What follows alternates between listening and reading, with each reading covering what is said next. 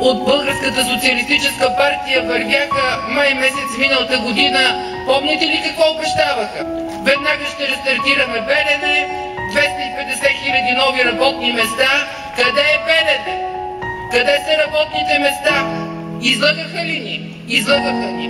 И това се видя от всички граждани, защото сега като отида в Белене, хора, с които съм говорила и ми викаха миналата година, абе ще тръгне Белене, сега викат, ама защо стана така? Договор за Белене няма подписан от Станишев по време на тройната коалиция, когато той беше министър-председател. Последиците от това безотговорно поведение ние ще продължаваме да ги носим. Задкулисно, без никой да е видял договори и споразумения, подписват и задължават всеки един от нас. Отделете няколко минути време на Пети и всички в изборната урна с бюлетина номер 9.